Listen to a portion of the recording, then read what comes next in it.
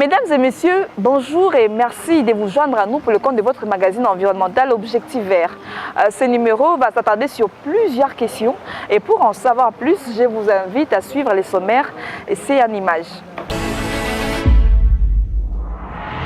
Au cours de ce numéro, vous suivrez l'entretien que nous a accordé Désiré Konda, expert en environnement et développement durable sur le transfèrement de l'eau et l'impact des déchets dans le changement climatique. Également, dans ce numéro, la place des énergies renouvelables en RDC au cours d'une interview qu'a accordé l'expert de l'Institut national pour la préparation professionnelle. Toujours dans ce numéro de votre magazine, vous suivrez la cérémonie de célébration du prix Gender Climate Change organisée par la Coalition des femmes leaders pour l'environnement. Enfin, Sandrine Fundi va revenir sur les événements qui ont marqué l'actualité environnementale.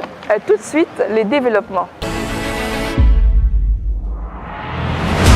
Faut-il ou pas aider les populations riveraines du lac Tchad? La question ne cesse d'alimenter les discussions.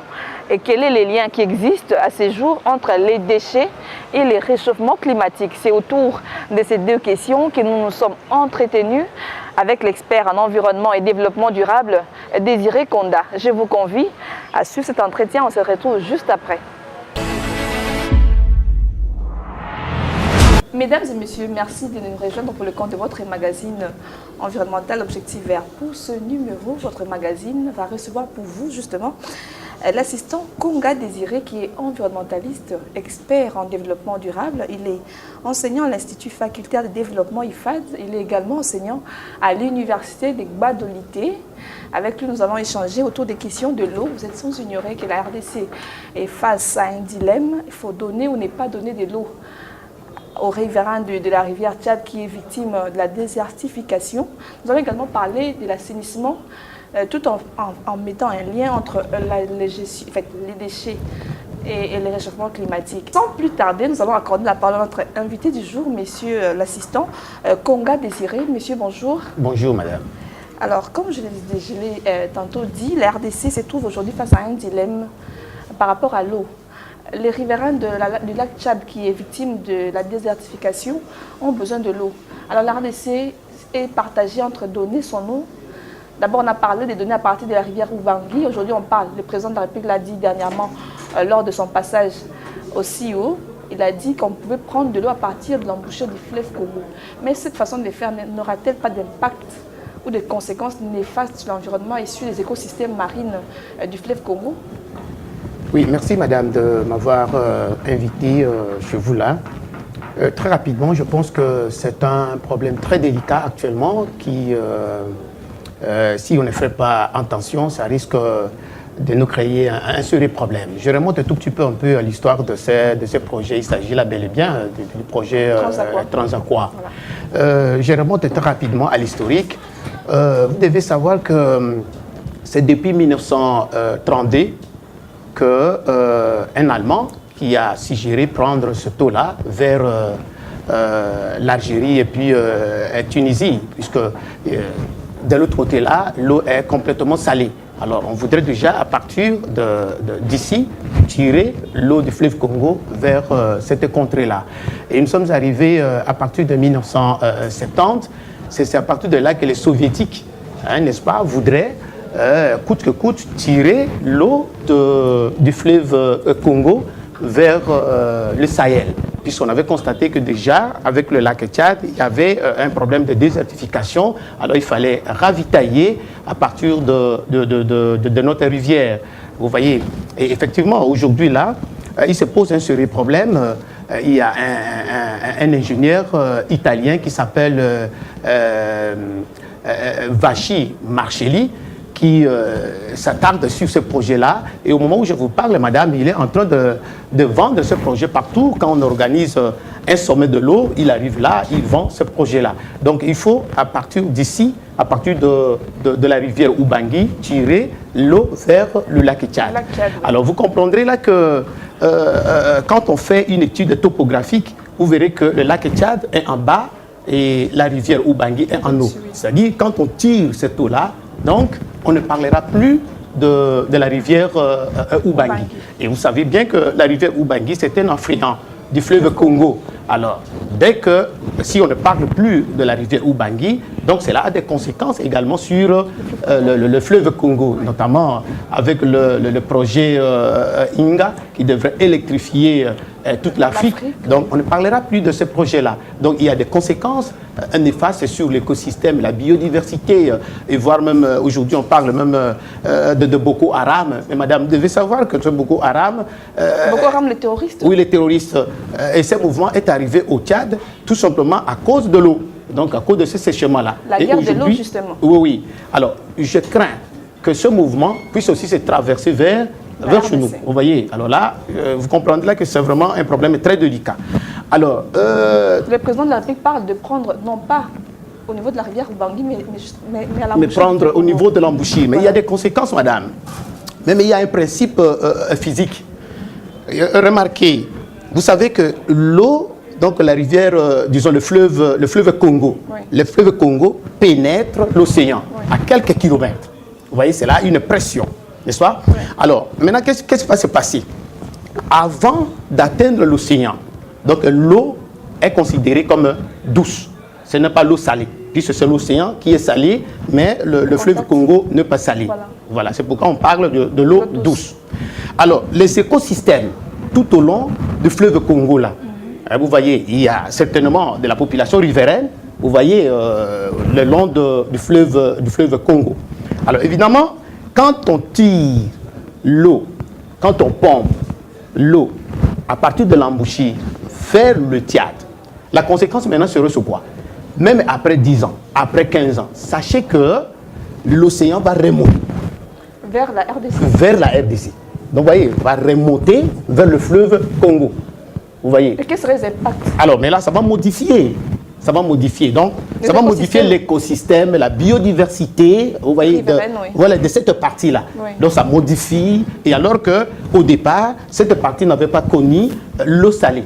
Et à ce moment-là, l'océan remonte vers ce côté-là. Il y a des conséquences, madame. Voilà. Ça, c'est de un. De deux, s'il faut remonter l'eau à partir de l'embouchure pour le fleuve, disons, pour le lac Tchad, sachez que vers Mbandaka, il y a des reliefs. Oui. Hein? Il y a des reliefs, vraiment à haute altitude là. Donc il faut pomper l'eau, ça doit monter d'abord à ces niveaux-là pour que ça puisse descendre au niveau. On a parlé de les faire avec des pipelines. Oui, effectivement. D'abord, ça sera un projet très coûteux, mais c'est que moi je vais conseiller aux hommes politiques, c'est quoi?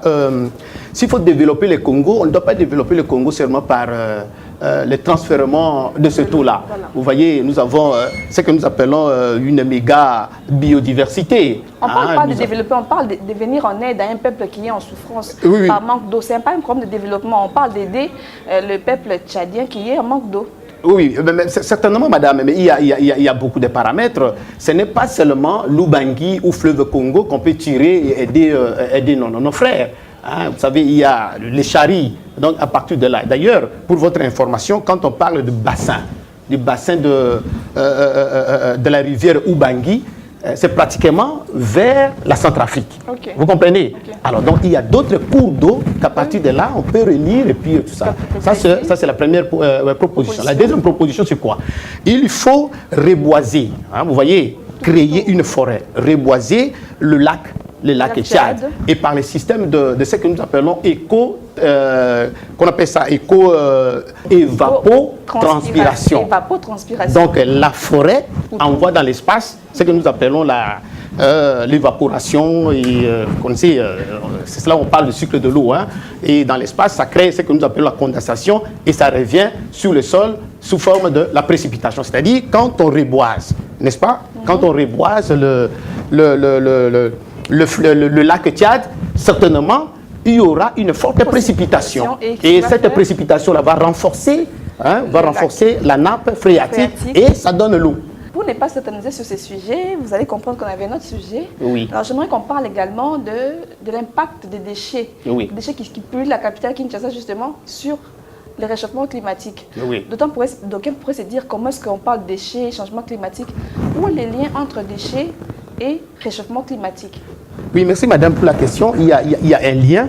Vous savez, les déchets, quand on met les déchets là, les déchets ont des liens avec la santé, les déchets ont des liens avec le réchauffement climatique, les déchets ont des liens avec l'économie. Mais je prends juste comment les déchets peuvent contribuer, bon, pas contribuer justement au réchauffement, voilà, impacter sur le changement climatique. Voilà. Vous voyez, dans les déchets dégagent un gaz que nous appelons CH4, un gaz méthane. Ouais. Mais pour votre information, vous devez savoir que parmi les gaz à effet de serre, qui nous donne de la chaleur, il y a aussi de gaz méthane. Donc, notre ville province de Kinshasa, pollue l'environnement à partir de déchets. Okay. Donc, envoie dans l'espace à partir de déchets des gaz méthane. Donc, c'est H4 qui... le système de... Quand on dit réchauffement climatique, cela veut dire quoi? Quand les rayonnements infrarouges que le soleil bombarde vers la Terre ou vers la cible, les rayonnements là pénètrent, ça nous atteint, une partie est consommée par la cible, une partie devrait aussi rentrer encore dans l'espace. Mais en rentrant, il est bloqué par le gaz. Vous voyez, et notamment, parmi ces gaz-là, il y a le CH4. Et CH4 dit non, vous ne pouvez plus encore rentrer, vous êtes déjà entré, vous ne pouvez plus rentrer. Or, parmi les rayonnements que le soleil bombarde, les rayonnements où on trouve de la chaleur, c'est dans l'infrarouge qu'il y a de la chaleur. Maintenant, l'infrarouge ne trouve pas de moyens, de possibilités pour pouvoir rentrer. Elle continue maintenant à sillonner et ça nous donne de la chaleur. Voilà pourquoi il y a lien entre le déchet et le changement climatique, autrement appelé le réchauffement climatique. Mais comment en fait, pour conclure justement, comment pouvons-nous assainir tout en préservant notre environnement? Oui, en tout cas, personnellement, pour la ville de Kinshasa, il y a beaucoup de choses à faire. Il faut, de manière brève. Oui, de manière brève, il faut d'abord commencer à conscientiser le ménage pour pouvoir très bien gérer leurs déchets. Alors, si les déchets sont là, il faut très bien évacuer les déchets et retraiter ces déchets-là. Voilà, bref, c'est cette manière-là qu'on ne doit pas évacuer les déchets et aller encore enfouir quelque part là. Sinon, se déshabiller Saint-Paul pour pouvoir habiller, je ne sais pas moi si c'est Saint-Jean ou c'est Saint... Vous voyez, c'est sans plus ça. Vous proposez donc les collectes sélectives des tri, vous faites parler des tri sélectifs des déchets pour éviter justement le cumul et puis la mauvaise gestion des déchets. Merci beaucoup, monsieur l'assistant, d'avoir été l'invité de notre magazine Objectif Vert. Je sens qu'il y avait encore de la matière. Cette tribune est la vôtre. À tout moment repasser, comme ça vous allez informer notre public. Merci en tout cas et je vous propose de suivre la suite. Idriss Moufouka est l'expert en énergie renouvelable à l'Institut national des préparations professionnelles ici à Kinshasa. Il a accordé une interview à votre magazine au cours de laquelle il parle de la place que la RDC doit accorder aux énergies renouvelables. Suivez.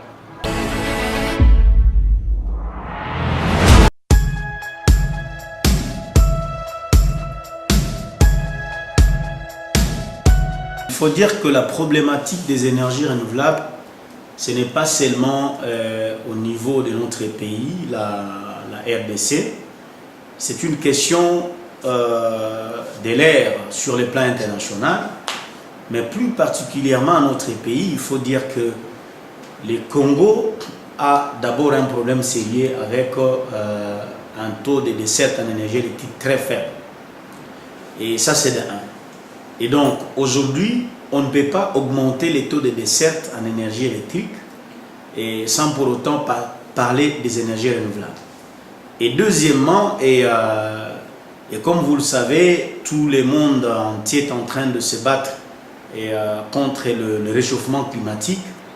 Et nous devons, et c'est dans ce sens-là aussi que la RDC s'est imprégnée de cette thématique, qui est d'ailleurs le 7e objectif de développement durable sur les 17, qui parle de l'accès à l'énergie pour tous. Donc non seulement on a besoin d'accéder à cette énergie, qui est d'ailleurs un droit constitutionnel, mais aussi participer à la protection de l'environnement.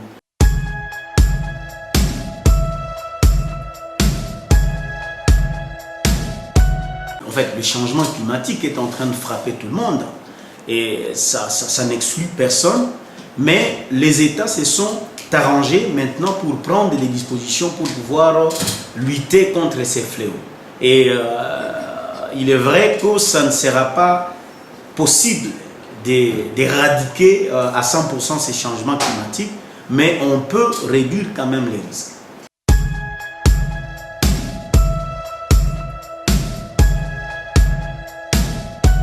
L'accès, il faut dire que d'une manière générale, l'électricité n'a jamais été moins chère. Et même quand vous parlez du coût que c'est trop cher, c'est relatif. Hein? Ce que vous vous appelez cher, moi je peux trouver ça moins cher. Ça dépend de la profondeur de ma poche. Mais d'une manière générale, de nos jours, on ne peut même pas parler du coût de l'énergie parce que l'énergie fait partie des piliers du développement d'un pays. Et donc, n'est pas penser à la stabilité, à la stabilisation du secteur énergétique de la RDC. C'est comme si on ne veut pas faire avancer les choses dans notre pays. Et donc, les coûts, je ne pense pas que c'est un obstacle. Grâce à ces actions de plaidoyer en faveur de la femme et tout particulièrement dans le cadre de la défense des droits de la femme, dans les domaines de l'héritage ou de l'accès à la terre, la coalition de femmes leaders pour le développement durable, CLEFD, avait obtenu lors de la 24e conférence des partis tenue à Katowice en Pologne en décembre 2018 dernier, les prix Gender Climated de la conférence de la COP24. Et c'est pour justement célébrer ces prix que FLED a organisé dernièrement à Kinshasa une soirée à laquelle a pris part les conseillers, l'un des conseillers en tout cas du chef de l'État, mais également quelques représentants des ONG environnementales. Nous sommes en train de traiter d'un sujet qui concerne la femme et l'accès à la terre, à la tenue foncière et forestière en RDC et surtout sa participation dans la prise de décision qui concerne la terre. C'est ça les problèmes que nous avons traités parce que nous avons fait une revue de la littérature, des lois qui existent au niveau de la République démocratique du Congo. Bien sûr, on donne l'accès à la femme à la terre, mais les textes sont impersonnels. C'est pourquoi nous avons mené des dialogues multi-acteurs au niveau de quelques provinces et les dialogues continuent aussi pour que nous puissions, la loi foncière en cours de révision puisse intégrer des dispositions qui concernent l'accès de la femme aux droits de propriété, à la tenue foncière et forestière.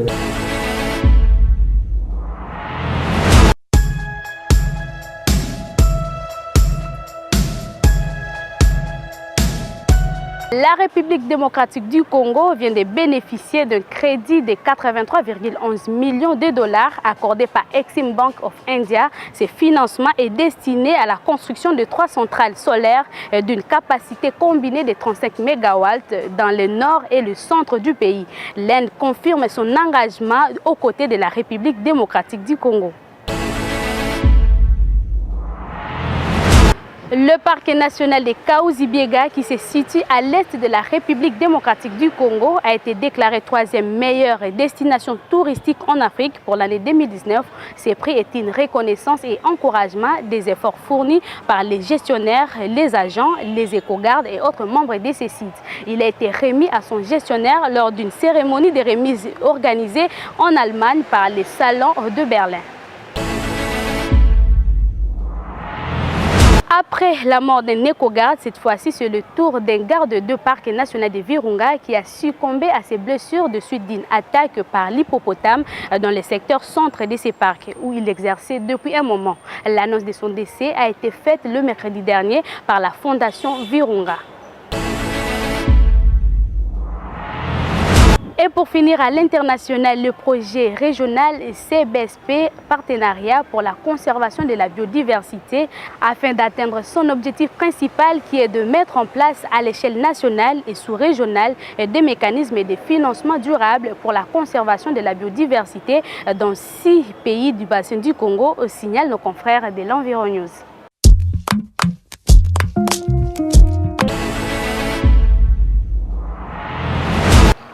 La survie des êtres vivants dépend de l'information convenable ou non qu'ils reçoivent sur leur environnement. C'est sur cette phrase que se referme ce numéro de votre magazine environnemental Objectif Vert. Merci pour votre attention soutenue. D'ici là, portez-vous bien, prenez soin de vous, mais surtout de votre environnement. Au revoir.